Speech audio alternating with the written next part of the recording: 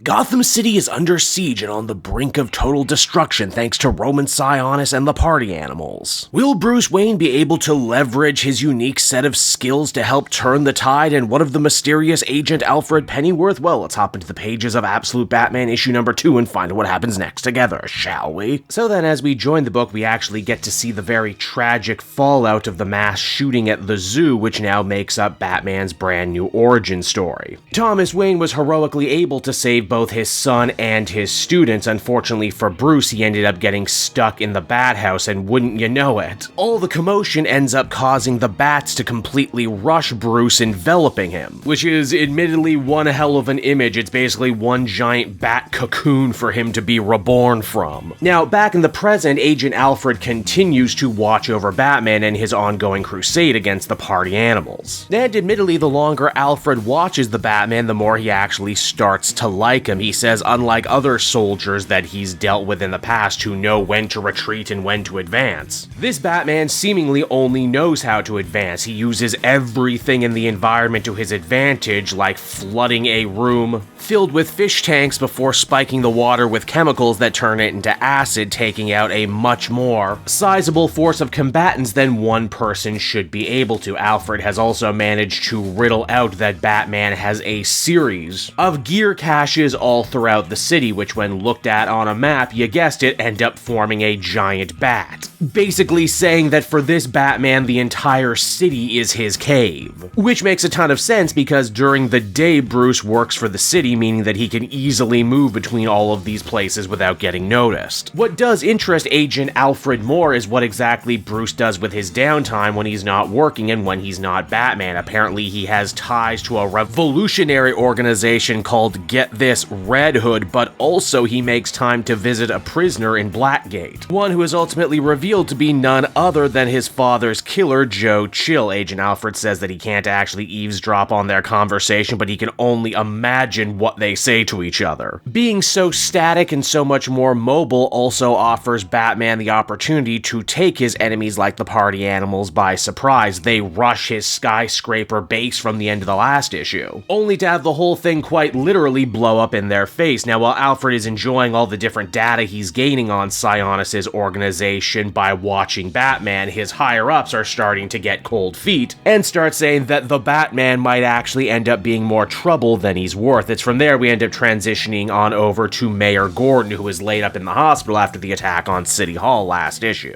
Also, I forgot to mention it in the previous issue too, but his daughter Barbara is there too. She is also a cop and she appears to be biracial, which between this, her appearance in Batman Caped Crusader, and that Batgirl movie that never ended up getting made, I feel like there was some sort of multimedia push at work here. It seems that the former mayor, Hamilton Hill, is already starting to circle Gordon's wagon. The party animals are shaking the city's faith in him, and now it's starting to look like he's going to lose the next election handedly. Here's where things get really interesting though. Gordon ends up getting visited by none other than Martha Wayne. Apparently her, Thomas, and Jim were actually really good friends in their youth, and together they would talk about all the different ways that they could try and make the city better for living, better for their children. And they're still dedicated to that dream right now. In fact, as we learn, it was actually Jim who found young Bruce in the bat house the day his father was killed. Martha says it was around that time she really ended up losing her son as he retreated into himself, became cold and distant, even started blowing off all of his old friends. Why he even throws away his big award-winning medal, as that was part of the zoo trip, meaning that he blames himself for his father's demise. Now, speaking of Bruce's friends, and I was, in the last issue we learned that the kids that Bruce grew up with just so happened to be the same people who would become his regular villains in the main universe. Bruce ends up surprising them all by joining them for their poker game that was mentioned in the previous issue, something he's apparently not done for a long time. This scene is absolutely masterful too, because while Bruce is playing cards, what he's really doing is pumping his friends for information, because hey, wouldn't you know it, they all ended up having interesting lives in Gotham. The Penguin is still an up-and-coming mobster who lets it slip that despite everything the party animals have been doing, it seems that they're not actually interested in taking over the rackets. Edward Nygma the Riddler, you won't be surprised to learn, is a Silicon Valley bro who absolutely goes nuts when Bruce brings him one of the party animals' masks, complete with super advanced computer chips that not only relay the missions to the party animals, but if used correctly could be used to track down Roman wherever wherever he's hiding. Then lastly, we have Harvey Dent, not so Two-Face, who actually works at City Hall for the Gordons. He's actually the one who ends up dropping probably the biggest smoking gun of all, saying that Mayor Hamilton Hill's brand new campaign was only made possible by some mysterious massive cash infusion by an unknown individual, someone who literally gifted Hamilton a golden Ark. Naturally, Batman comes to the conclusion that these party animal attacks coinciding with the mayor's race must mean that they're connected, and because of that he breaks into Hamilton HQ to try and rifle through the campaign's computers, and indeed he ends up finding an interesting file referred to as Ark M.